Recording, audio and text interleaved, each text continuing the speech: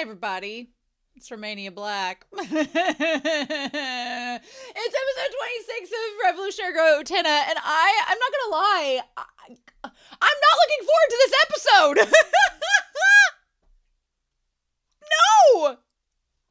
Wait, last week was just smut and essay and just not fun times because it all seemed to be setting up some very not nice things. Like, I don't like where this is headed. I don't like Akio getting more involved. I don't like Utena moving in his planetarium, as I've been informed, Dick Tower. I don't like any of that.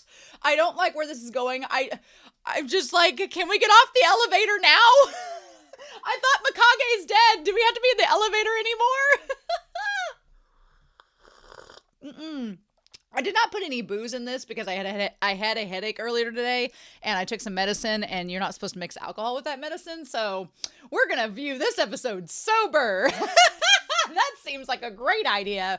Oh my god. I've got some comments I want to talk about, but I've been dreading this episode since I've been doing like the 3-act structure. I'm like, episode 26, this marks the 2/3 portion of the way through the series, which feels appropriate. We've been getting a lot of crazy reveals the last few episodes. I'm like, oh, some crazy reveals, some crazy stuff's going on. I've definitely felt like things have been starting to get explained and started to be unraveled, and I'm absolutely terrified about them.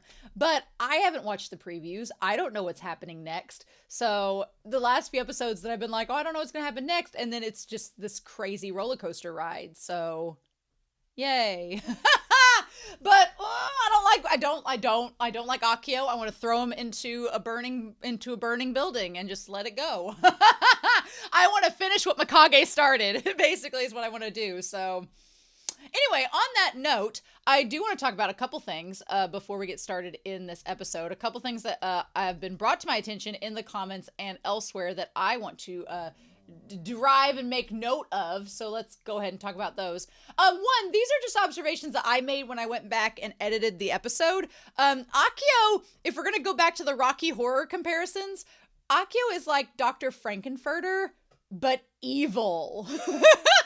He's just a sweet transvestite from transsexual Transylvania, but he's evil. Whereas Dr. Frankenfurter in Rocky Horror is a little bit more naive and a little bit more sympathetic. I don't sympathize with Akio, right? But like Rocky Horror Picture Show, Revolutionary Girl Utena does do a lot in terms of subverting gender and sexuality against heterosexual archetypes, and we've talked about that the last couple of episodes. Also, I listened to this song by Cigarettes After Sex, which is Apocalypse, and so their Eternal Apocalypse, the title of episode 25. I need somebody to edit the scenes of the car ride over the Cigarettes After Sex song, and that will make my day. I don't have time to do it, so I'm sure someone else has or would do it, perhaps. Also, I thought I went back and rewatched the episode, and I thought it was interesting how Utena, with her being more masculine in nature, seemingly, I was like, is that why Akio is more interested? But Akio seems pansexual, like he'll get on with anybody. But it was interesting that Anthy kind of had the more feminine stereotypes of her making dinner in episode 25. And it was like Utena and Akio were just on the couch having a chat like one of the boys. But then you're like, Akio had his arm around Utena under the planetarium. And it's like, maybe not so much. Maybe the analogy doesn't quite work. But looking back on episodes 17 and 18, Anthy seemed much more free in those episodes. She was almost menacing aside Mikage. And I remember back in episodes 17 and 18, I was saying, oh, wow, Mamiya is like kind of different than Anthy because Mamiya is kind of like openly letting Mikage get all up on him and like seems more sexual and seems more like kind of maybe menacing and sinister. But then you find out that it's Anthy and you're like, well, then who's the real Anthy? And that's the question. Was Anthy being performative with Mikage? Is Anthy being performative with Akio? What is Anthy's actual personality? I need to know, because she seems very melancholy and she seems very kind of sad, but also kind of dismal, but she puts on the happy face. But then you see her as Mamiya and she's totally different. So I'm like, I have so many questions. And I'm just waiting for the series to give me answers. So, speaking of which, back at episode, I believe it was episode 20 or 21, maybe even episode 22, there was this picture of Mikage and Mamiya, and Anthy noted on Discord that it was similar to a Renaissance painting, or another painting here, which is listed very below, right? Which you can make the ties of Anthy being a darker complected character with the black woman that's in the painting, and then everything like that. Like, we could go along that route, but I do think what's more interesting is what Bright Girl posted in the Discord about it. I'm going to read this verbatim from Bright Girl, saying, or rather, I'll talk about Althusi's note first. Althusi said that the scene is a neat art reference to Edouard Manet's Olympia from 1863. Not much for me to say on this one since I'm not super knowledgeable about the art history, but I do know the painting is supposedly depicting a prostitute being attended by her servant, and it was pretty controversial when it was first released. Yeah, which, again, if you're talking about, I'm not going to say Mikage was a prostitute, Akio is, if anything, in this series, but I do think that it's, you know, that episode kind of touches on the controversy of Mikage liking men, and the controversy of him being gay, at least by stereotypical societal archetypes, so maybe that was part of it. But then Bright Girl showcased this portrait and had this to say about it, saying, I have a bit of knowledge on that painting, and I wonder if it could be connected to Utena. One of the reasons that painting was so controversial was because at the time, nudes were considered socially acceptable only if they depicted a mythological or biblical scene. Because this painting was of a present-day woman with no pretense of being either, it was considered pornographic. And I thought that was interesting because Mikage, you know, is not like Akio based on the goddess of Venus, or like Anthy with the power of Dios, or like any of that. Mikage is just a guy. So is it considered to be vulgar, his liking of Mamiya, because he's just an ordinary man, versus being a somewhat alien presence like Anthy or Akio? Who knows? Bright Girl goes on to say another reason for the controversy was the gaze of the woman, who seems to look directly at the viewer. This gives a feeling of confrontation and agency of the subject, which was scandalous as female sexuality was not supposed to be shown. Usually in a nude, the female subject would look away from the viewer, creating a more objectified and passive effect. Manet also created a similar scandal with the painting The Luncheon on the Grass, which I have seen because I used to be an art minor way back in community college, which is one of my favorite paintings. Yeah, and here you see she's looking directly at the camera while the men are talking and the other woman's bathing. I kind of like the contrast because in this portrait, you see the woman in the background and it's kind of illustrating her, even though she has the blanket around her, it illustrates that idea of like the passivity and the objectification that she doesn't know we're watching her, so she's kind of on display for us to see. Whereas the woman that is nude directly in the forefront is looking right at you being like, what of it? Like creating that gaze where you can't quite objectify her because she's looking right at you. And what's interesting is with Mamiya and with Mikage is not looking at the camera. He's looking away, so he is kind of passive. So the question is, but he's not nude, so there's not the objectification necessarily. So I thought that was interesting. I'm sure the creators made that reference for a reason, just to be like, let's put this artsy thing in here and see if anybody notices. But I thought that was really cool. So Althusi and Bright Girl, thank you for the comments on that. Meredith Flugelhorn 7352 with episode 15 noted that the twin, Miki's twin sister, was able to play the piano beautifully when under the influence of the Black Rose signet. Maybe she was repressing her talent all these years as a defensive reaction to their pushy parents to protect her from being forced on the stage again. That's a good possibility. It could be that she didn't want to play because her parents were forcing her to, so she just acted like she could not play. I think that's a very good possibility. I also don't know if like the Black Rose signet has the ability to just naturally enhance your abilities. Who knows? Or if they're the ghosts of former duelists, if one of the duelists could play piano and it's from that. These are all good theories.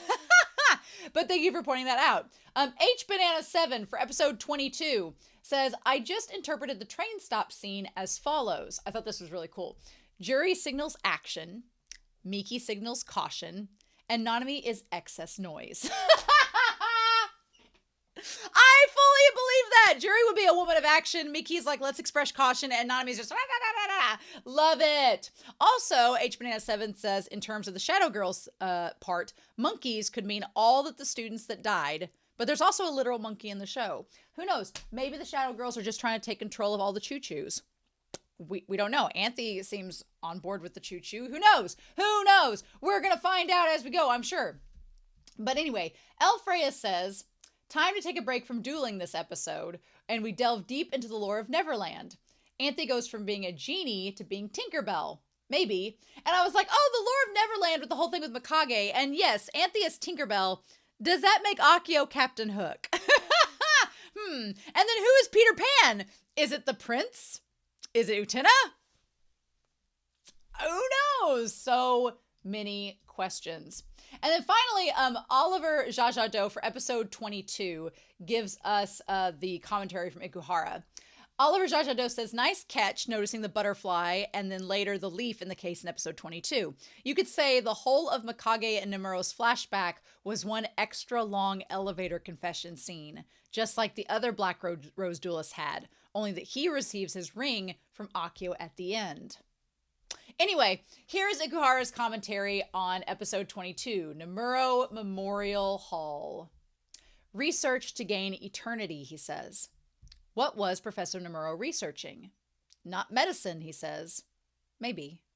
Maybe it was research in a field of study from the future, one we don't know of yet. My visual image here was So Kitamura's play, Ao Suisue no Ichiya, A Blue Comet Night. I came across that piece during my student days when I was going to plays all the time in search of something post-Terayama. A conservatory made of glass. A swarm of researchers in white coats in the adjacent sanatorium. What could their research be about? Is that night the eve of the world's destruction? When they eventually look up, a comet streaks across the sky before their eyes. Is it the flash of light heralding the world's destruction? That's what the play was about, I think, but I could be wrong. The carts that kept appearing are icons of death, perpetually stuck in the corners of your vision. The background art skillfully depicts a transcendental realm, a place where time seems to have stopped. A dreamlike place. A transcendental realm is a realm where the end of the world manifests itself. The meaning of the pointing fingers? They're just telling you there's someone controlling the laws of this world. Just kidding. How dare you? How dare you, show? How dare you? Ah! So, I do like the idea of the researchers with Mikage and a lot of the parts and pieces of Nemuro Memorial Hall being based on this play, and they're just all kind of just constructs and stylistic things. But also what it is suggesting is that this place, time seems to have stopped, and it's like a dream, and it's where the end of the world manifests itself, which is where Akio seems to create this space for himself. Is he trying to create a space similar to where the prince is? Who knows? Is he trying to do it to get to the castle? Who knows? Is he controlling the things in this world? Who knows? So, son of a bitch. I'm so terrified for this episode. Can we just have another Nanami episode? Can the rest of the season, except for like the last 5 episodes, be Nanami episodes, and then we just wrap everything up and everybody has a happy ending? Can we do that? Please? Please? Okay, before we get started, I do need to give a shout out over to our philanthropy tier over on Patreon, because y'all have been so kind in supporting me with this series and its madness. But I want to give a shout out to Alex Cornejo, to Anime Annie, to Be Happy, to Bryant Reed, to Damage3245, to Dana, to Danger Zone, to Danny Donmai, to Devorin, to Destiny Marie, to Ichu, to Eric, to Fisho, to Ghostly Turnup, to Liam Poles, Lyndon L. Freya, Matthew Palfinier, Murphew, Nancy Massart, as well as Nicholas, Karen AI, Sunspots, Shimoyama, Trails, Translucent Men, Starman AA, and Moroni W. Thank you all so much for your support. I greatly appreciate it. All of my love. I wore this shirt today because it says, ow, my heart on it. That's how I feel my heart's going to be after watching this episode. So... oh God. I've been honestly dreading this, not because I don't want to watch it. I do want to watch it, but because I have no clue what's coming and I'm terrified. So let's be terrified together. We're going to start episode 26 of Revolutionary Girl Utena And we're going to do that here in 3, 2, 1. And I'll see you all on the other side.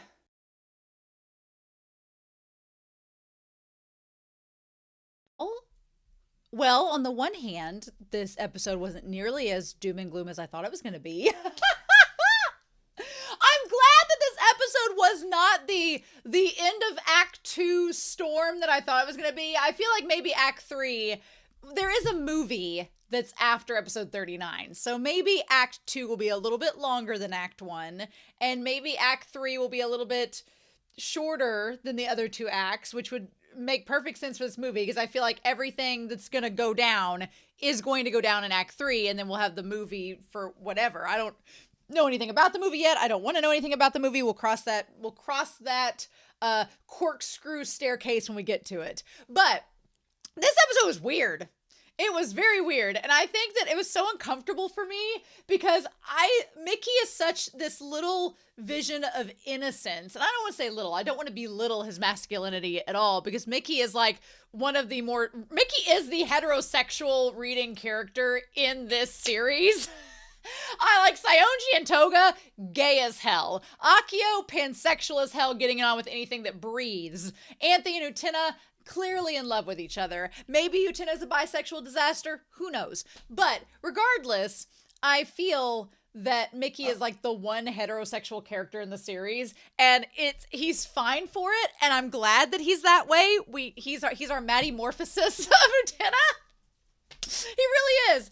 But he's also very innocent and very pure and kind of like, and you could say he's naive for sure, but I don't want him to be corrupted. Like, he's the one of all the characters that reads as a middle schooler. And so along his side, his sister. And so the idea of him getting in that car, I was like, stay out of that car. And I was like, Akio, don't you dare. Now, what's interesting is that he is surrounded by, Akio's there, but also his sister is there. And so we'll talk about that entire car ride and everything. But there was a lot to think about in this episode, and I feel like there's a lot in this episode that's gonna come back later.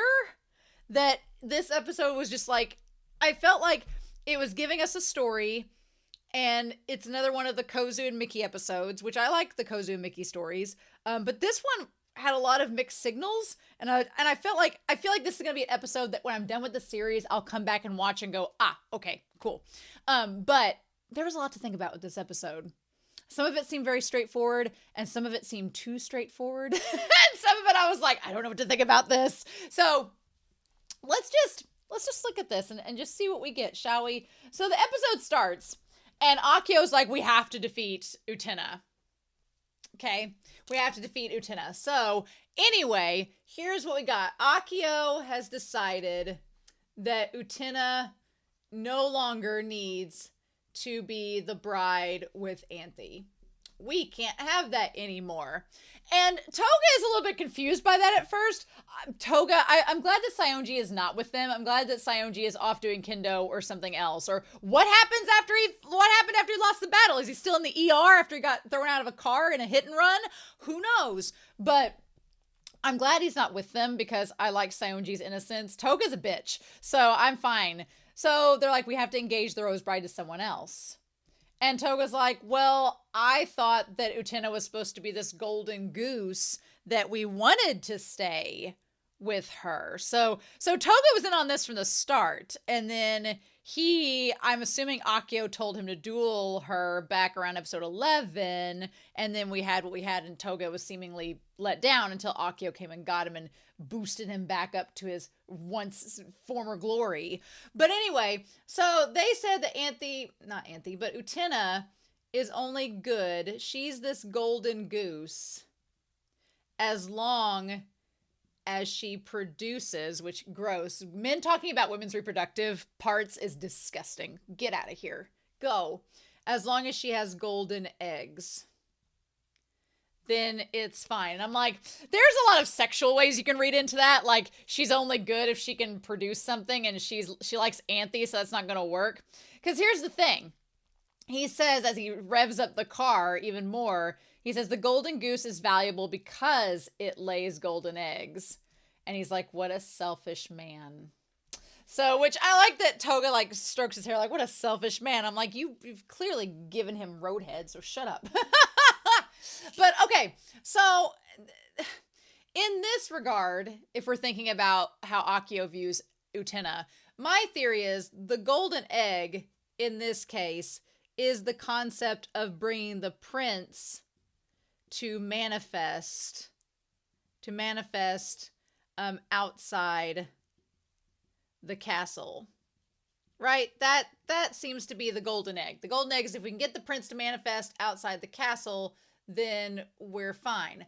I also think that you could be tied to the fact that Utena is not supposed to fall in love with Anthy. I feel like Akio's like, oh, Utena's not supposed to fall in love with Anthy. She's supposed to like the prince, and she's supposed to try to get the prince to come down. Because at the very beginning of the series, the whole thing was that your goal is to go meet the prince and to get the prince to come out of the castle to give you the power to revolutionize the world. That was like the goal. And at first, they kind of had Utena take the role of the lead duelist because she seemed to be the only one that could get the prince to take any notice of any of the other duelists. So Akio was probably thinking, well, she's the one that can get him out of the castle. She doesn't seem interested, but if she finds out that it's possibly her prince, maybe she will.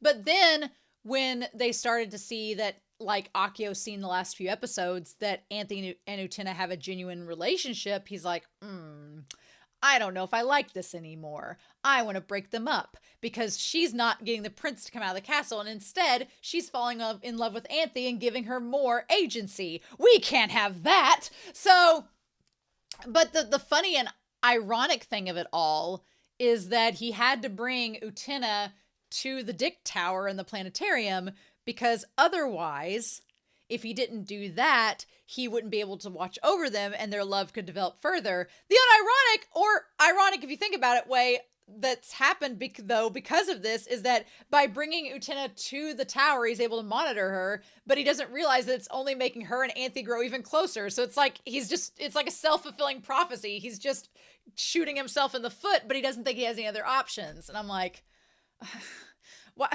There's still a lot that's left unsaid. We don't know exactly. I mean, the idea is that he's just using Utena to get what he wants, and what he wants is the prince to come out of the castle and get off of, speaking of golden eggs, to get off of the egg that he's sitting on, and we talked about the egg of the world. So, somehow, Utena has potential for that.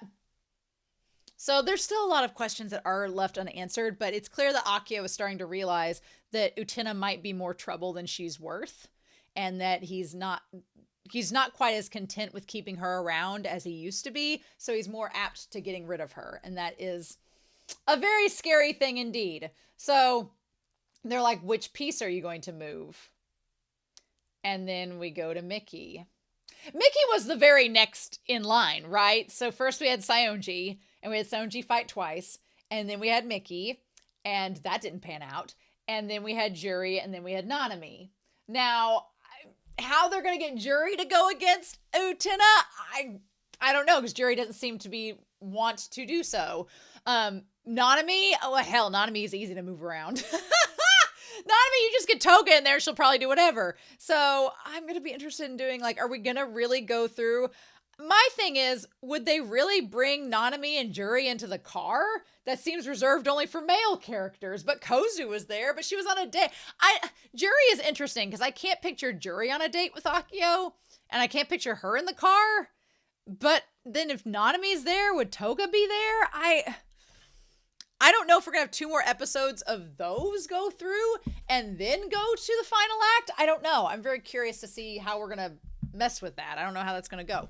But we cut to Miki, who's playing the piano, and I love the moon, because we go back to that episode with him and Kozue earlier, and they talk about siblings and the moon. Maybe they targeted Miki because he's a sibling, and that seems easy. Juri is not a sibling. Juri's the one of the group that doesn't have a sister or a brother, so they had to target her through her old flame. They could go back and do that in a future episode, I guess, but I almost feel like that's kind of... It ended on a climactic note anyway, so I don't know if they would go back and do that. I don't know, or they'll go back to Wakaba maybe, who knows. But we have Miki playing the piano. And again, Miki is this idea, Miki's birdhouse. I like that it's called Miki's birdhouse and not Kozue and Miki's birdhouse. It's just his, and it's a sunlit garden arranged. Arranged means like an orchestral piece that you put together yourself, and then we have the birdhouse. So we have this concept of the birdhouse, and it is one that Miki supposedly is creating, and he at the end of the episode is putting it together, right? So the concept of the birdhouse is for a parent set of birds. A parent set of birds to build a nest, right? To build a nest for their babies to stay in until they're ready to leave, right? The idea of Miki's birdhouse, and then the idea of the sunlit garden. Sunlit garden arranged. We're going to talk about that sunlit garden. Don't you worry, because there's some creepy stuff going on in the background. Don't think I didn't notice. But yeah, so the episode starts out with Kozue, and everybody, I was like, oh, somebody about to jump from the building. And lo and behold, Kozue, now here's the thing, girl, why did you go outside your window of your classroom and go over to those and get that bird's nest there? Why didn't you climb the tree? I guess if it was on the edge of those branches and they couldn't climb the tree and get to it from there, I guess that's why they had to do it. But I was like, surely there was another way. Surely there was another way. Or why didn't you ask the people cutting down the tree to get the bird's nest? I don't know. But anyway, so we have this concept of Kozue saving the baby birds. She saved the baby birds, and she likens herself to a baby wild animal. And there's probably a number of reasons that she does this that we're going to talk about. But one thing that I do think that it's important to note about Kozue is that she is compassionate.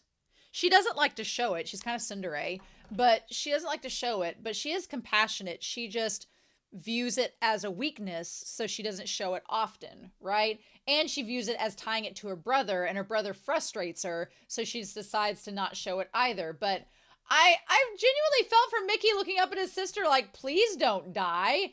And then she sees Miki looking up at her, and that's when she slips. Luckily, Anthy and Utena and Miki find her and catch her before she falls to her death, right? Now, the tree getting chopped down, was there a reason for that? Has the tree grown up so many years and now it's time to chop it down before it gets in the way of the school building?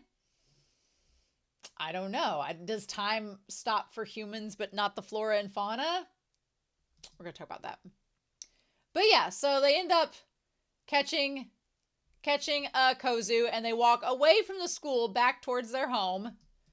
And then we see them, like, she falls, they catch her, but she hits her ankle and ends up getting it hurt. And they're like, why would you do something like that? And she's like, well, I heard that the tree was being cut down after school today, and I wanted to save the baby bird's nest. Granted, though, here in real life, if you touch a baby bird, it's probably going to die because the oils on your skin and everything will deter the parents from it. So just saying, you'd have to like feed those baby birds by themselves or they'll probably die. It's interesting that Miki says that she can get pretty weird sometimes, because her getting weird is just her showing that she cares, which seems so off-putting for her. But so then we have the concept of Miki, who we'll put over here, saying that he doesn't, to stop leaning on him. Which is so fascinating, because then you have the two book bags. When they get inside, the book bags are leaning next to each other, which is a nice little symbolism there. And he says it's sweltering. Like, he doesn't want her to lean on him, but at the same time, it's kind of ironic because he wants things to go back to the way that they were when they were kids, but that requires her to lean on him. So it's funny that he says not to do that, when in reality, what he wants through Anthy is the same thing that he's trying. It's funny because she's like, well, it's more comfortable like this. It's funny that Miki, he wants the nostalgia from Anthy that he pushes away from Kozue. it's like, you know, hindsight's 2020. He doesn't realize that what he wants is what he's pushing away from her. And I don't blame him for being a little bit mad that she shouldn't pull off stunts like this. And Anthy's like, well, your brother worries about you. And Kozu's like, oh, me? Little old me? He'd worry about me? And I'm like, yeah, he does. Like, Anthy pretty much hits it on the head, right? He said to stop leaning. And we immediately go to, he says stop leaning. We go and we see the book bags leaning against one another. The symbolism's really good in that instance, right? So then they get inside and you see there's a bird cage in the foreground of the shot before you go up the stairs. We see the bird cage, which has been present with them since the very beginning of the series. Now, the bird cage in itself also represents being trapped and also could represent not maturing. We're dealing with a possible location that is trapped in a time loop and these characters aren't aging. So the idea that they're stuck and trapped in a bird cage and not able to break free and grow is evident now more than ever. And the fact that Anthy is stuck in the greenhouse that is effectively a bird cage as well is not lost on me one bit.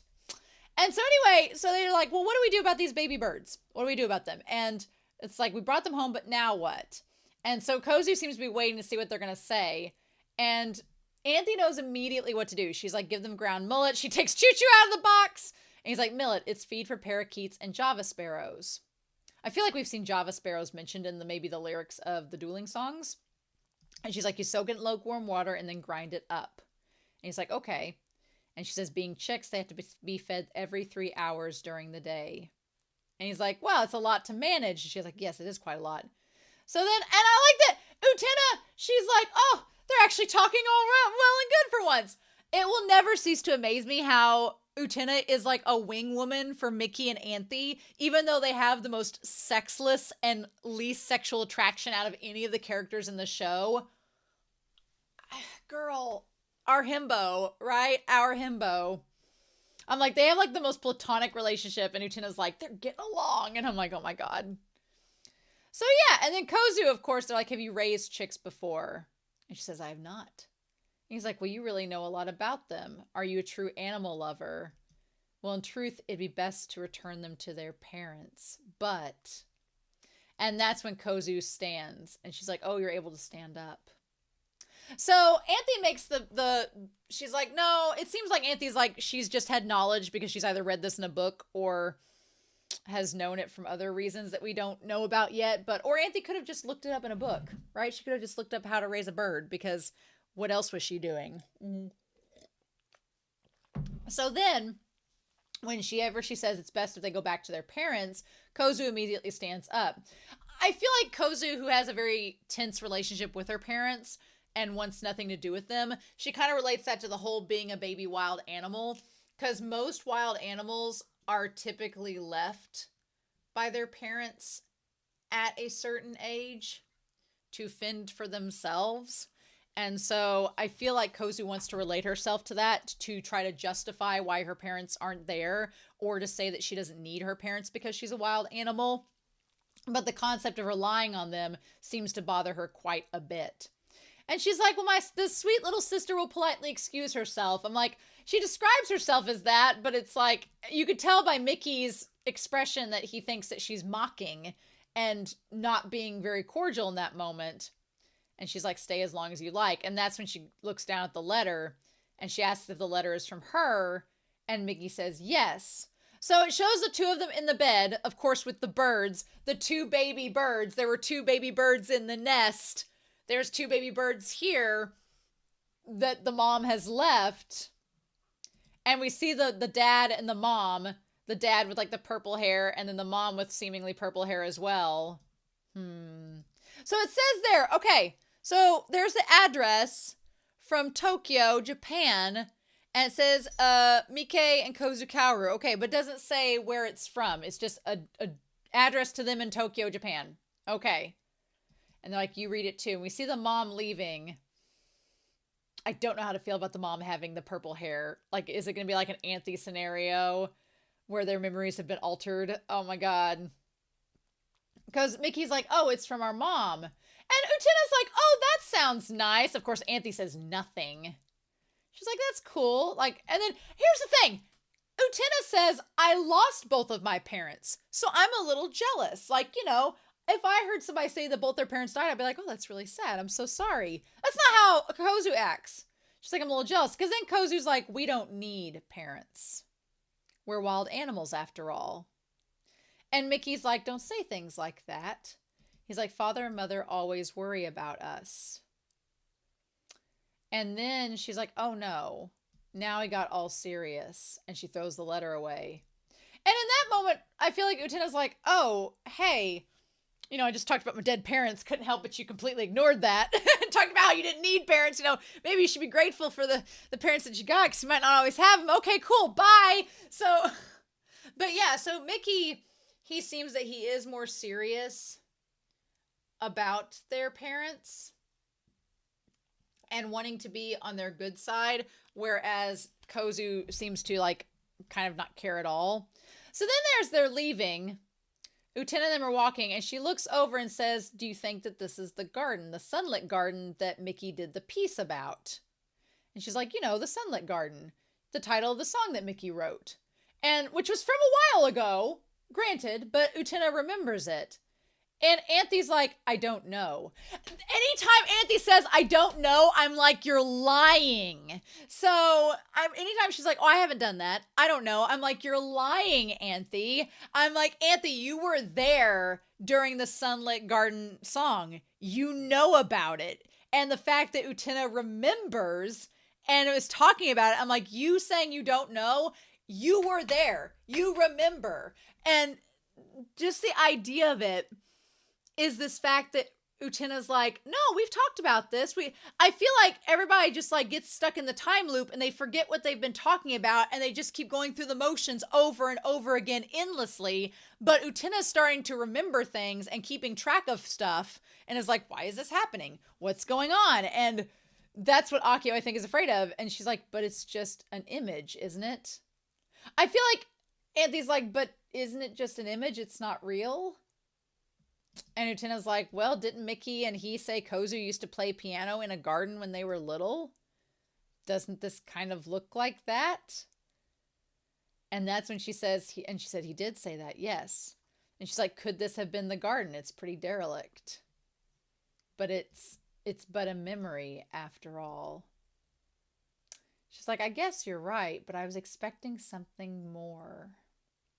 So Utena's like, yeah, she's like, I know this is the garden that we're talking about, but something doesn't seem right. She's like, it doesn't seem like the garden that they were describing. It looks overrun. It looks overgrown. It looks ancient. It looks like it's been there way longer than Miki and Kozue. And it's been in that state way longer than since Miki and Kozue have played in it. Because she's like, Utena seems to be like, they said this was the garden. It seems like it. But she's like, but it looks really run down and shoddy. And, you know, that we're in middle school. So back when they played was not that long ago, like maybe 6 or 7 years. This looks like it's been overrun for a lot longer. Yeah, this house that they're in, there's no telling how old it is. There's no telling how long they've been there, trapped in that time loop. And it seems like Utena was like about to be on the breakthrough of being like, I was expecting something more. And then at that point where the voices overlap and Akio's like, more what? And that's when Anthy says, I don't know. But Utena keeps talking. So Anthy did hear what she said. She does know that Utena is starting to catch on that something's not right, that things aren't adding up. And she knows that. And then Utena looks over at her and she's like, what indeed? Like Anthy is deliberately lying to Akio because she doesn't want Akio to know that Utena's catching on and she doesn't want Utena to get hurt. And she's like, I simply do not know. She's lying to everyone so that people don't get in trouble. Oh my God. And like the sun setting and like hitting the couch. Because then he's sitting there tapping the spoon like Akio knows she's lying. And then he's like, what do you think of her? and she does the thing with her thumb like as she's touching her hand, and you know that he knows that she likes her. She knows that Anthy likes Utena, and that's when he grabs her hand and makes her go over there towards him, and he's like, what do you think of her? And he's like, tell me. And she's like, the teacup broke. Like, she tries to distract from the conversation, and that's when Utena comes in. He's got to go! Akio has got to go! Like, he's just, I feel like he's getting more and more desperate because he knows that Anthy doesn't love him back. That Anthy maybe loves Utena, and he can't stand that, but he can't get rid of Utena because she's the only one that could possibly get him back the prince. So, because then Utena shows up and she's like, oh, are you guys just having something that's just siblings only? And I'm like, please, interrupt every sibling conversation. Please, from here on in, please do so. Because she's like, oh, am I butting in on sibling stuff? I'm like, please keep doing that. And he's like, butting in? Well, aren't the three of us practically family? And I hate how Anthy looks in that moment because she's kind of just like, you can't see her eyes in that moment, but you can tell that Anthy's like, that feels so mocking, him saying that they're family when he's going behind Utena's back to not only try to trick her, but to try to get information from Anthy. That's so messed up. That's so messed up. And the fact that he's bringing reports from Anthy about Utena this entire time. Notice when we go back to the tower that the tower side is open, so that he's using the planetarium, which is interesting. But yeah, so we see them fall back behind the blinds in a pose that they're like mirroring each other, right? And then they're back in the spiral bed. And so Utena says, you know, your brother said we're all family. And Anthy immediately apologizes for him, saying, you know, he's kind of pushy and, you know, I don't want this to be a platonic thing. But she's like, you know, he's kind of pushy and, you know, don't let him force that. But Utena kind of looks at it from a positive perspective. She's like, I don't have any family. So I was happy about that. She's like, I don't have any parents or siblings. So the idea of you guys being my family is really nice. And then Anthy says, as they grab each other's hands, she's like, I mean it. And she's like, well, you know, how do you say it? He's very broad-minded. And that's when Anthy says, let me think. He's very adult, like a parent.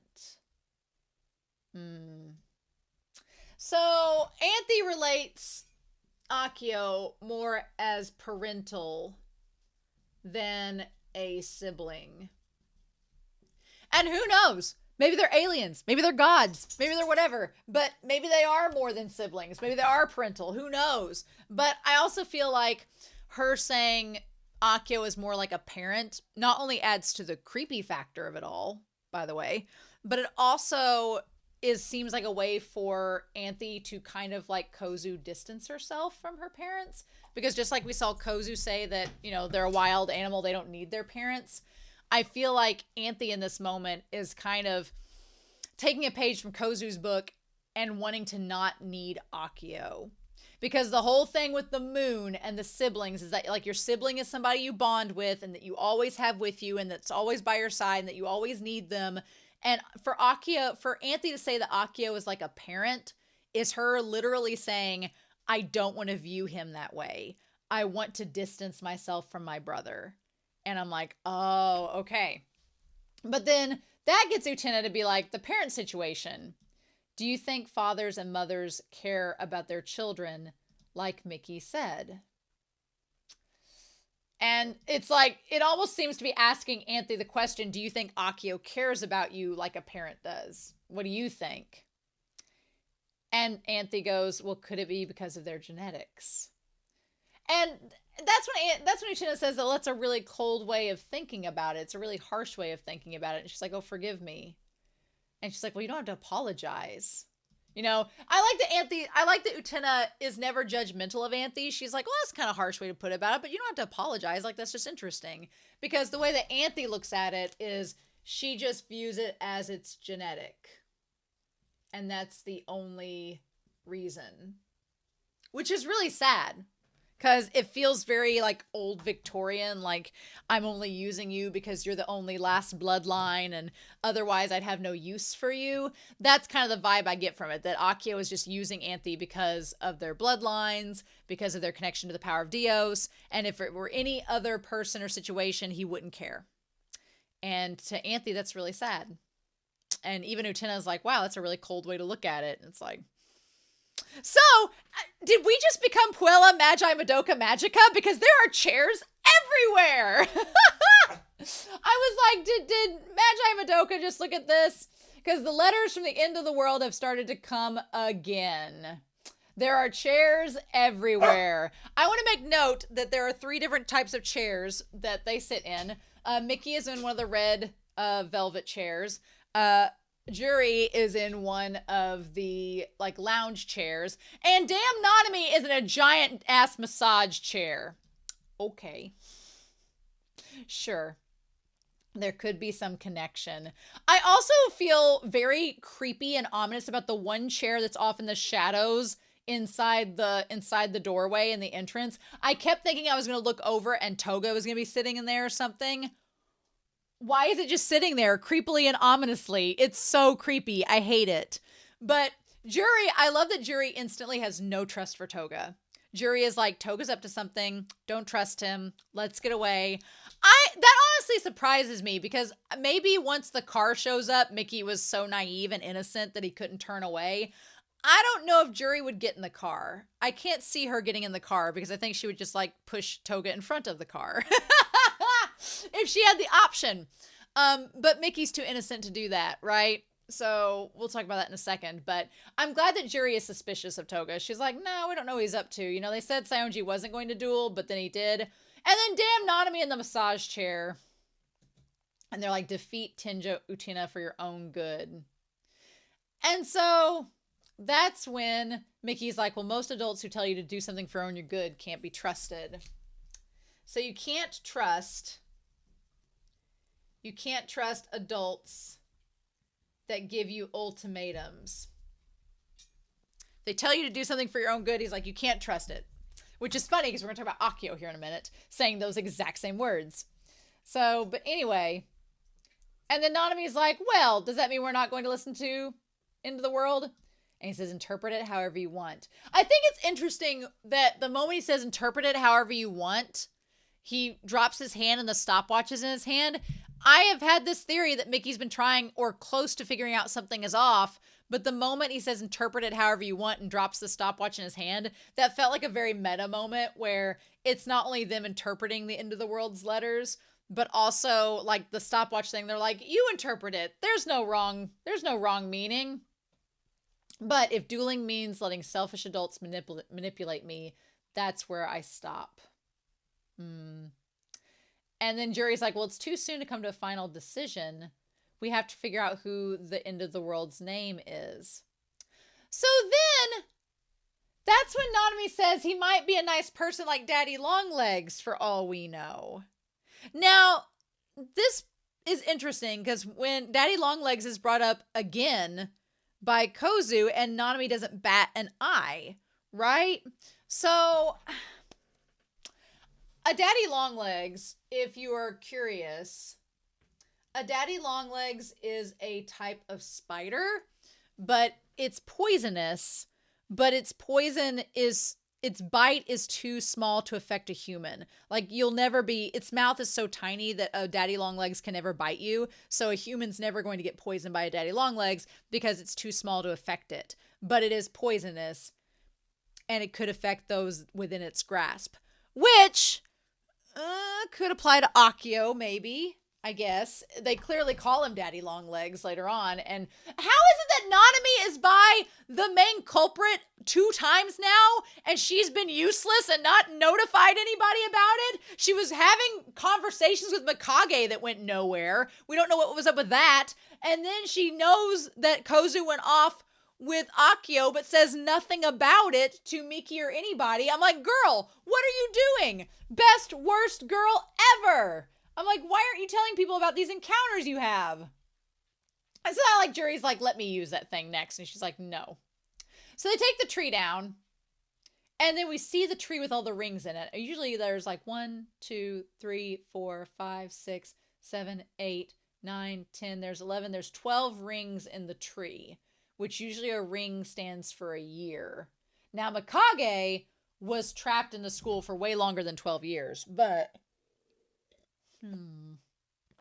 I am curious. One other thing that's very interesting about the tree is that it's cut at a slant and the rings are angled and they're warped. So I don't know if that's a veiled reference of like the tree equals like the time and its age. So I don't know if it being tilted and slanted is a sign that that time is warped in where they're at. And that's another little moment where that's a clue. I don't know. Damn it. Anyway. So they're like, it was in Mother's letter. Kozue and I aren't against it.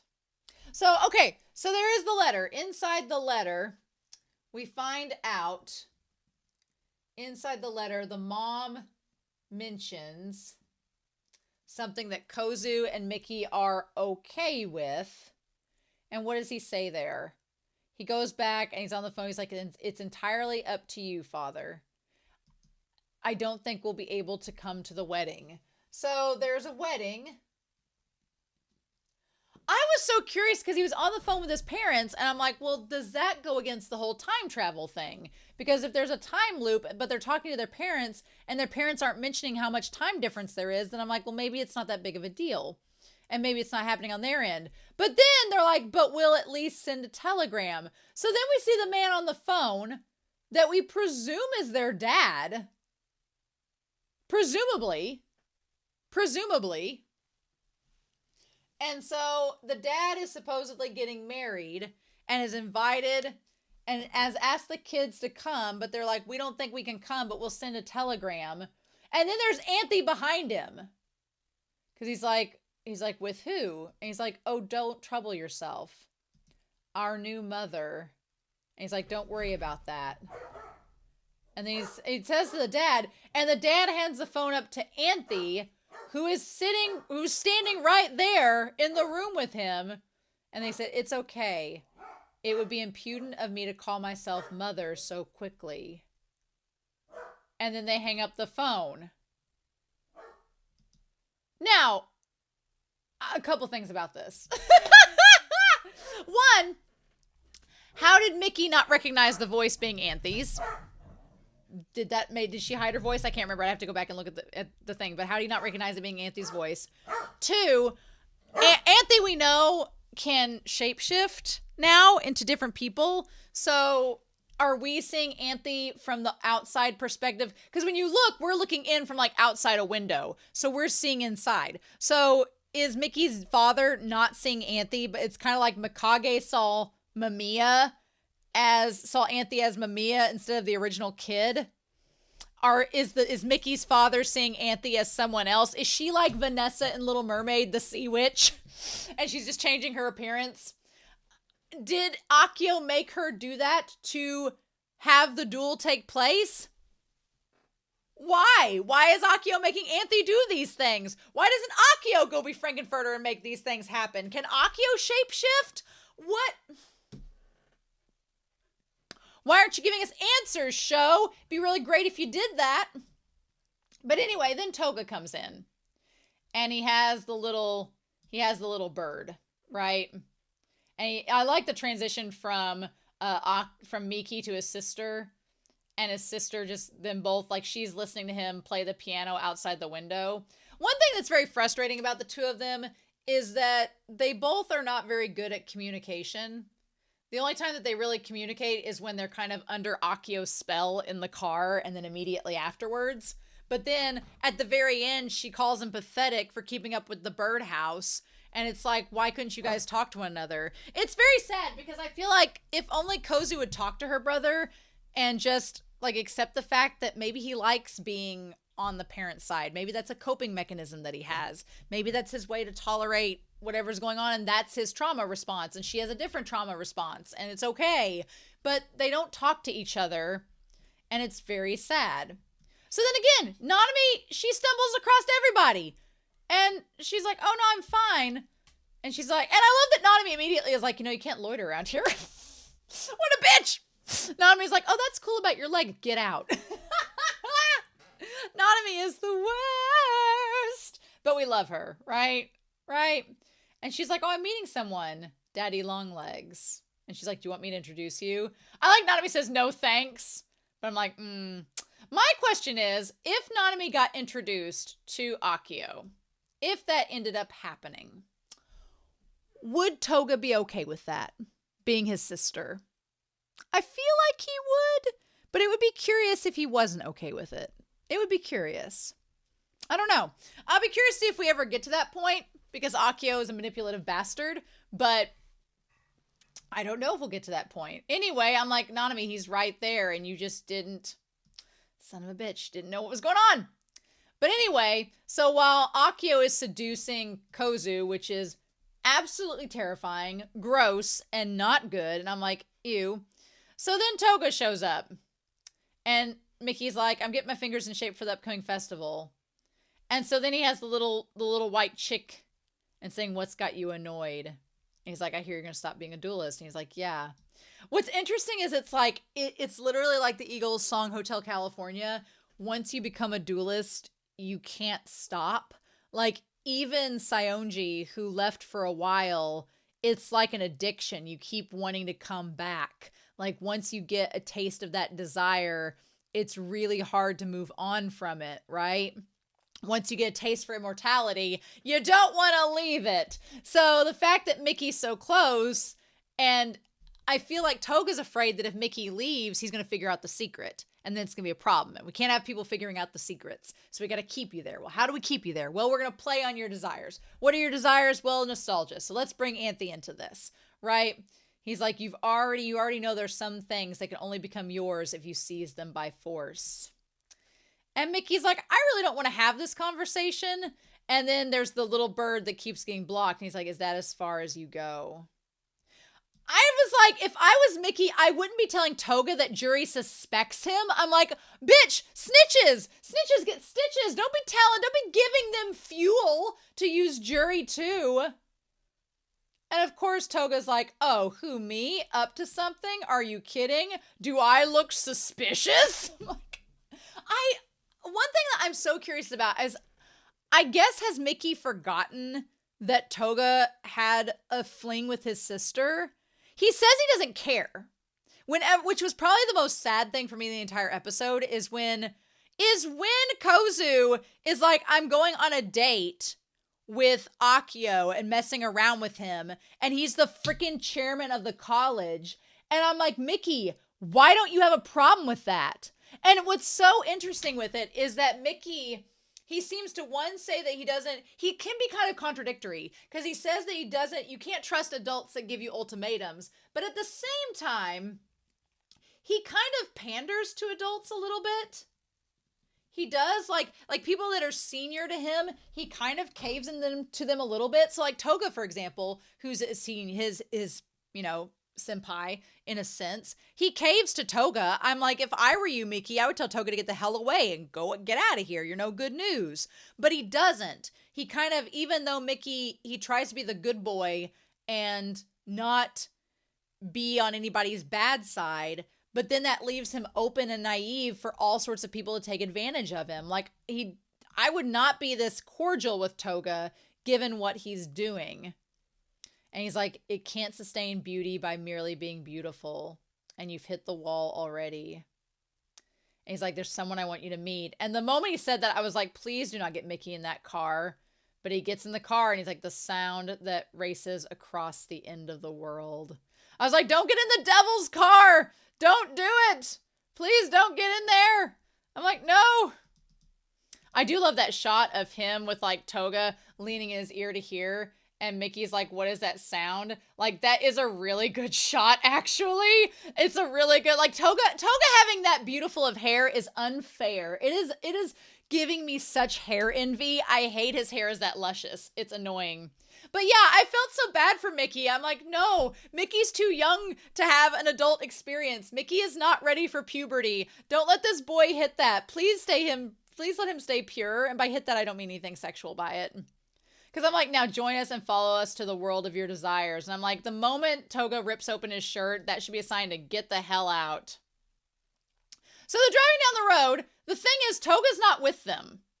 Touga doesn't go with them, which is a choice. And I'm glad that that's the case, at least, because I think things would have gotten a lot weirder if he was there. But Kozue is there. my thing is like, oh, you're the board chairman. And he's also Himamiya's older brother. And he's like, what are you doing here? And she's like, I'm on a date with him, obviously. That part was the saddest, where he says, do whatever you like. That part makes me so sad, because I'm like, you're her brother. Like, you should stand up for her. And you should stand up for her and not let her go out with this clear adult that is taking advantage of her as she's sitting there with like her shirt unbuttoned. I'm like, no, stop it. And then he's like, what do you want with me, Mr. Chairman? And then she says, well, do you love Anthy? And he's like, oh, and she's like, oh, you don't have to be bashful. If she's important, then make her yours. Akio said he'll help you. And she's like, oh, he's awesome. And that's when she leans her chair back. And you could say the chair leaning back is like to put her in the position to have sex, but we can't show that because it's a family show. We can't do that. But then Miki's like, well, I thought you hated him, Amiya. And she's like, well, I just want you to be happy. And I'm always honest with my feelings. I don't lie. Don't you trust me? And I'm like, well, she has lied before, so I wouldn't trust her. She's clearly lied to his face before. So would we trust her? No, we shouldn't. I mean, Kozu's not a terrible person, but she has lied. And Miki's like, well, it's not that I don't trust you, but, and then she's like, Akio said it's for your own good. Now then Miki is like, he's like, well, that's a typical thing for an adult to say. And she says, so if everything around you is tainted, you've got no choice but to become tainted too. And only then can you get what you want.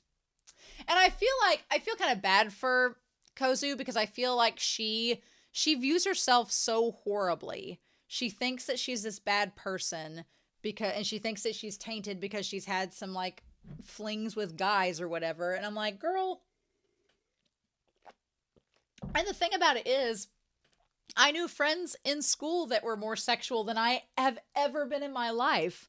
And that didn't make them bad people. But I don't know if it's supposed to be like a look at society that if a girl messes around, she's seen as impure and a hoe. But if a guy does it, it's a sign of maturity and like growing up, and it's socially acceptable because it's a guy and not a girl. I don't know if it's making commentary about that. But it's almost like she wants Miki to have sex and to have these desires because it will make him impure like she is. And he's like, what do I want? And that's when she lets the thing hit his face and he gets blinded for a moment. And then he sees himself in the driver's seat and Anthy's beside them and she leans back. But the thing is, when he looks over at her, she's like, not only is she pushing her skirt down so that nothing shows, but she's also covering herself up and there's nothing out of place. And it's very chaste and very innocent, which to me shows that Miki is not ready to be sexually active. He doesn't view Anthy sexually. He views her as a very chaste and pure individual, which again to me ties to the fact that it's not Anthy that he loves. It's the concept of what she represents, which is her tie to this innocent, nostalgic past with his sister. And I'm glad at least that's the case, that it didn't show her like in any compromising positions, right? And that's when he's like, you were the one who made Saionji duel, weren't you? And then he's like, you seduced Touga and interfered with the student council's affairs. And then he says, who are you? The moral of the story is don't touch Akio, especially when he's in the car. Because he says he's going to show you the end of the world and then he brainwashes you with the ring, right? He makes you wear the ring and pledge fealty. And then he's like, okay, and he shifts everything up, and then he brainwashes everybody, which is terrifying, right? Nope. I'm like, we don't need to go on Akio sex rides anymore, thank you very much. So then it cuts to the two of them being nice to one another after their ride, and she's like, oh, be more gentle, okay? And he's like, I'm sorry, is it crooked? And she's like, nope, it's good. And they're putting up a birdhouse. My thing was, at the very end, it seems like they're putting up the birdhouse there, but them getting along, I don't know if it's supposed to represent that it was fake, because at the end she calls him pathetic for keeping on building the birdhouse. I'm like, was she just going along with it to try to get him to take... The part that's confusing for me is that Kozu is jealous of Anthy, right? Kozu is jealous of Anthy because she thinks that Anthy is stealing her brother's attention away from her. And so her building the birdhouse with them, I'm like, then if you don't like Anthy and you're jealous of him liking her, why are you supporting the two of you dueling to get control of Anthy? Because that's going to make Miki closer to Anthy. I was like, that doesn't make any sense. At least with the Black Rose duelist, the object was to kill Anthy. So for Kozue trying to kill Anthy, that made a lot of sense. But here, it doesn't make sense at all for her to try to get Anthy under Miki's control unless she feels, we'll talk about it during the duel, unless the situation is she feels if Miki gets what he wants and gets Anthy, then she can just, maybe that means she can be part of it with them. Maybe? I don't know. It's just weird that she helps him put the birdhouse in, and then they both act like the twins from The Shining. She's like, oh, I wonder if the parents are going to come back. And then they both stand up like the twins from The Shining, and they're like, okay, you're going to have to duel us now. And she's like, when did you get brainwashed again? Why are these people fighting me? This is really dumb. What's happening? Why? Poor Utena. She's like, this is all deja vu all over again. So then we have the Shadow Girls show back up. And they crash land into the Dick Tower. And so they're like, well, isn't it about time, miss? I had a roulette table. And the person bets their whole money. And they're like, well, is this your final answer? And so they lose the bet. And they're like, oh, what a shame. And they're like, it was red. And then they're like, oh. So then they're like, well, wait. I'm going to get my life savings. So it sounds like addiction. It sounds like you bet everything and lost. And rather than walking away, you just decide to go get more and keep betting. Like it's just, it feels like what they're getting at is that the idea of the duels and everything are an addiction and that it's hard to quit. And I guess you could say that when Miki was trying to quit the duels, Touga like sparked that addiction back and got Miki to come back before he could leave. Don't let Akio or Touga near an AA meeting. That's all I'm saying. It will not end well. And they're like, what a sucker. And then when you see that the one roulette piece that is manipulative, they're like, yeah, you're never going to win if you keep betting, right? So love the new transition. It's great. But one thing that is also not explained is when they get up to the car, why is Kozue also in the same princess gown as Anthy? Why is that? When did that happen? Is she a bro's bride now? Because I like that Utena's like, why are you dressed like that?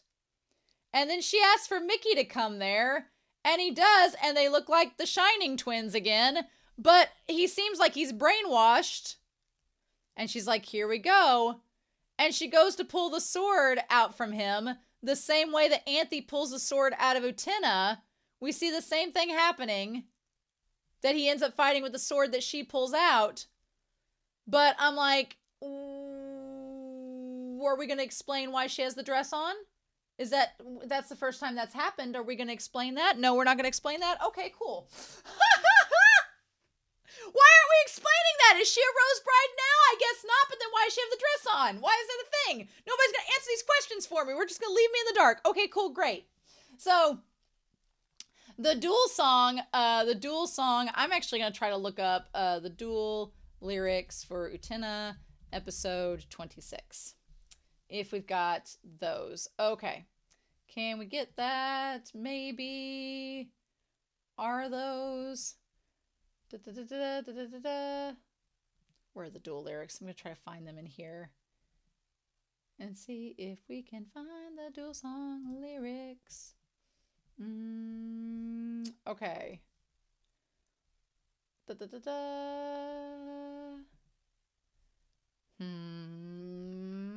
Episode 26. Are we there? Okay. So it says, let me see. Existence, wondrous alchemy, base metals, precious metals, from right to left, start to end, destruction, the hunt, a frenetic dance, a celebration banquet. Okay, so it's like the creation of life. There's these precious stones, start to end destruction, the hunt, the frenetic dance, and a celebration. So the idea, there is destruction, there is a hunt, there is a dance, and there is a banquet. It almost seems like there's destiny or there's destruction. So stuff is destroyed, then stuff is hunted down. Then the dance could be the battle, or it could be sex or whatever. And the banquet, the celebration. And then it says, birth, an unviewable alchemy, apparatus of artificial recombination. From top to bottom, a metamorphosis into a curious shape. Books, an anonymity, self-indulgence, and wildness. So I guess maybe the artificial recombination, did Kozue become a bride? Did she become a bride? How does that work? How does that work? She's his sister. I guess, they don't really explain to us how she could become a bride, but it doesn't seem to be the same type of bride. It all feels like they're trying to recreate the circumstances that would enable the actual power of Dios to transmit. And despite all of the supernatural things happening, like Kozue becoming like a bride and her pulling the sword from Miki, and we saw the same things kind of happen with the Black Rose arc, it seems like despite the experimentation that leads to these similar occurrences, they're not quite the same as Utena and Anthy and the prince. So there is something with Utena that is different than all the rest. There is something there. We just don't know what, and I feel like that's what Akio is trying to find out. But yeah, the apparatus of artificial recombination, a metamorphosis into a curious shape, books, anonymity, self-indulgence, and wildness. The wildness makes me think of Kozue, right? Makes me think of her calling herself a wild animal. An unchanging world, I am. I am unchanging and unchanging. And then it says, it ends the wasted labors of fowl and fish, the deceptive game of egg and bed, the ancient dance from the boat and carriage, the anticipation of the sea and waterfalls. So you could say that, like, it's talking about, it ends the wasted labors of fowl and fish, like birds and fish. Doesn't matter if you can sink or swim. The deceptive game of the egg and bed. I mean, the egg and bed could talk about like sex and birth. Could talk about that, and it's deceptive game. I mean, love can be deceptive. We've seen that throughout this entire series. And then the ancient dance from the boat and carriage. You could talk about like marriage. Does it fall into that regard? The anticipation of the sea and waterfall. Like, it's all going to go downhill from here. Glittering reverie, flickering imagination, parched vision, slithering expression, murmuring delusion, flittering thought, fluttering invention, trembling supposition. All of these seems like just like different poetic words.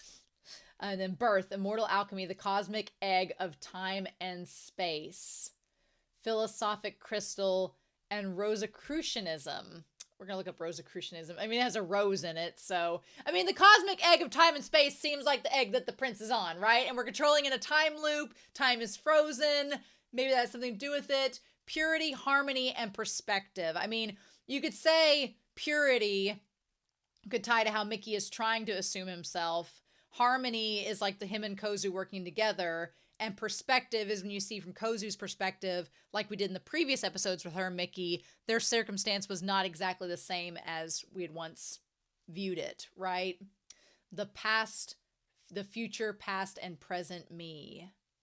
And then it changes a little bit. It says glittering reverie, flickering imagination, glittering origin, flickering solitude, parched vision, parched labyrinth, slithering expression, slithering space-time, murmuring delusion, murmuring reminiscence, and then flittering thought, flittering memory, fluttering invention, fluttering evaporation, trembling supposition, trembling immortality. Okay, we're gonna go back to that for a hot second, because I wanted to look up real quick Rosicrucianism. is a spiritual and cultural movement that originated in the 17th century based on occult philosophies and the belief that members have secret wisdom passed down from ancient times. The movement is symbolized by the Rose Cross, which is the name of the order and the source of Rosicrucian. Interesting. Okay. I mean, we've had esoteric stuff mentioned in the dualism songs, but basically they believe in mysticism and secret wisdom handed down to them from ancient times. And it is historic affirmation of Rosicrucianism that God is an impersonal being composed of 7 spirits, which manifest themselves as the triune Godhead, the Father, the Son, and the Holy Spirit. 7 spirits. So, okay, there is Miki, there is Anthy. Well, let's look at this. There's Miki, there's your Jury, there's Utena, Nanami, Saionji, Touga, 1, 2, 3, 4, 5, 6, and Anthy. That's 7. I mean, Anthy's not a duelist, but the others technically are. And I guess you could include, if you didn't want to include Anthy, you could include Wakaba. There's 7 there. I don't know if that has any significance. Interesting. But anyway, I want to put down here the 2 choruses that are, hopefully you all can hear me, that are similar. You have Reverie, and then you have Origin. And I always am like, we're going to double check. I don't want to say that a word means something wrong. A reverie is a state of being lost in one's thoughts or a daydream. Oh, okay. So a daydream versus the origin. Okay. Sure. And then you have their imagination. Get on here. Imagination versus solitude, which seem connected in this series. Then we have vision and labyrinth. And usually a vision is very clear, but a labyrinth is a maze. So again, they're a little bit different. Then you have expression that is slithering. And then you have space and time, which makes me think of Mikage, the fact that we're in a time loop. Then you have delusion, murmuring, delusion, and reminiscence, which delusion and reminiscence is remembering something. And that goes back to thought and memory, which this series is all about memories. And then invention and evaporation. Well, invention is one that's creating one thing, and evaporation is it going away. And then supposition versus immortality. Okay. What is supposition? I feel like sometimes I need to go back and be like, what does this word mean? Because I never use it. Supposition is an uncertain belief, an idea or theory that's believed to be true even if there's no proof. And then there's immortality. So, yikes. But then, yeah, the future, past, and present me. Okay. Interesting. And then the whole thing about alchemy. Well, I mean, alchemy technically is converting something into something else. So we've seen Anthy transform into other things. So what do we do with that? Okay, so that's good to know. Anyway, so yeah, we have all this going on. And then Anthy and Kozue bring out the swords from Utena and Miki. They don't show us a lot with Miki's sword getting drawn out by Kozue. I wonder if they just put Kozue in the dress because maybe it was just a stylistic choice because they didn't want to put her in another uniform as well. I guess maybe. I don't know. Maybe if we have Jury in an episode like this, it'll be her lover in the dress. I don't know. Would Nanami be in the dress? How would that work? So, but yeah, I love that Utena's like, why are you fighting me? I thought we were friends. And then it's almost like, the thing about it is you feel like Miki's being brainwashed, but he doesn't look like he's brainwashed. Like usually in most modern anime, like something's off with their eyes or something seems different. Miki looks exactly the same, but he's spouting nonsense that does not seem like himself. And then you see Kozue in the car as they drive around the corner and he's like, the Rose Bride's going to be mine. And Utena's like, that makes no sense. It's like, why are we even fighting? What's going on? And then, as he's fighting, then we see Anthy over there in the car with Kozue. Now, what's interesting is that Utena looks over to the two of them in the car, but the difference is that Utena doesn't seem worried. Utena sees Anthy over there in the driver's seat, and she's like, okay, she's over there, but she doesn't seem worried about anything, because I think that Utena knows nothing's going to happen to Anthy. She's going to be fine. She knows Kozu's not going to hurt her. She doesn't have a weapon, and that she's not in danger. Whereas Miki, in that moment, back in the car, when they were with Akio, Kozue asked Miki if he didn't trust her. And he's like, oh, it's not that I don't trust you, but he didn't finish the question. And so here, he kind of wavers for a moment because I think he is worried that Kozue will possibly hurt Anthy. Because then he sees where's Himamiya, and that's when she's like, I heard people engaged to you get an amazing power. And then Anthy like leans back like, girl, you don't even know the half of it. And she's like, what kind of amazing power? And Anthy's like, I really am not going to talk to you. So that to me tells me that Kozue is just looking like a rose bride, but she's not an actual rose bride. She's just in like a bridal outfit. And if you look, I mean, she has a crown on her head, but she clearly does not have the same power that Anthy does.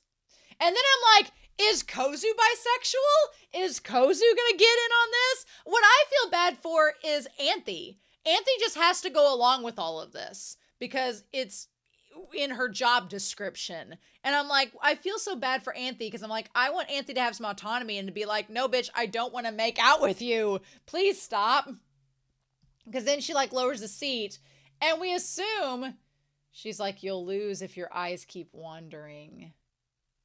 I'm like, well, if that's the case, don't lean Anthy down in this seat and try to make out with her and steal her powers. What are you doing?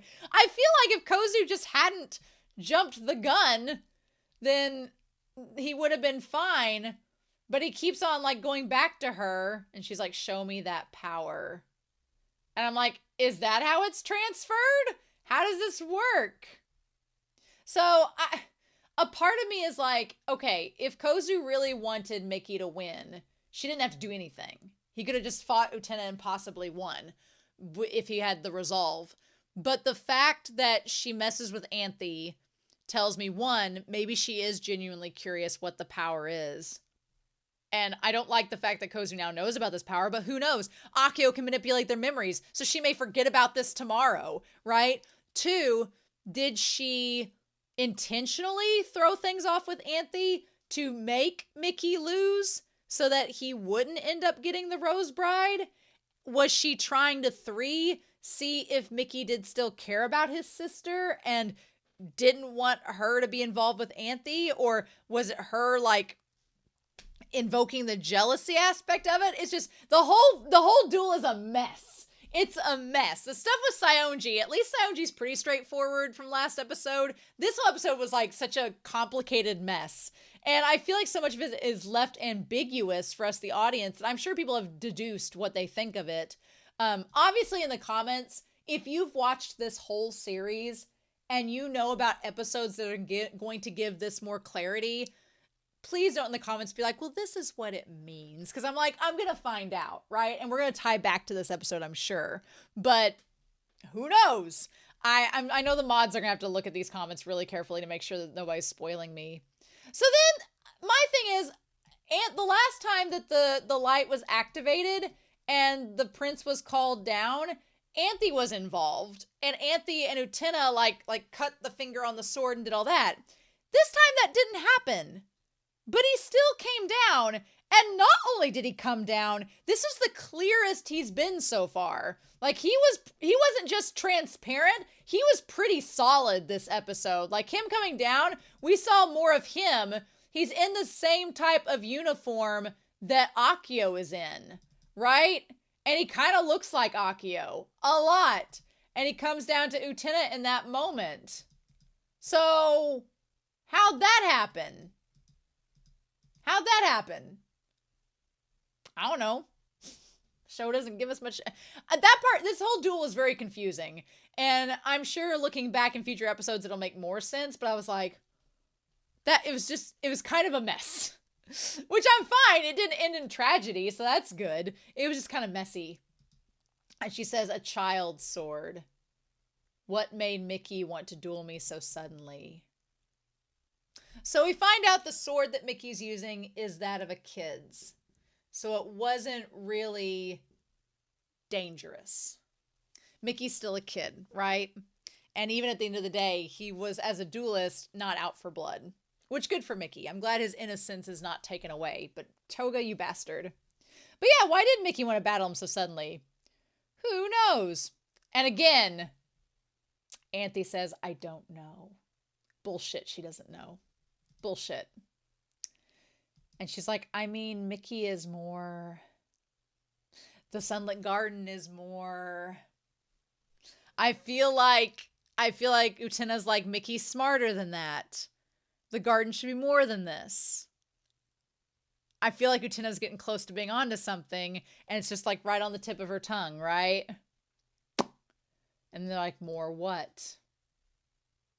And then that's when she turns around and sees Miki looking in the birdhouse like he's waiting for the parents to return. And then he says, what's with you? And she says, pathetic. And walks away. I don't think Miki is pathetic, which is, I think that's sad that she says that, but I don't know if she's mad that he didn't win the duel, or if he's mad, or if she's mad at him because he couldn't fight because he was too distracted by her, or I am curious to people's thoughts down below, but I know I have to be so careful about spoilers, especially this far into the series, but I'm curious about interpretations that don't spoil upcoming events. So just interpretations based on this episode and past episodes, but not anything in the future. That's mainly, I guess, the way to put it. But oh my God, what a crazy episode. And I talked for quite a long time about this. What a bizarre episode. But I'm on the one hand, I'm glad that Miki's like innocence is okay after all this, but on the other hand, I'm like, are you not going to talk about what just happened, or the fact that you were with Akio? Are you going to mention that to Jury and Nanami about being with Akio? Is that going to be a thing?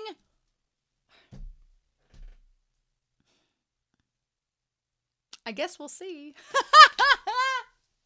In any case, I'm curious to know your thoughts down below, but I hope you all have a wonderful week. Please stay safe, take care, and yeah, I'll be back again real soon with more of Revolutionary Girl Utena. Bye!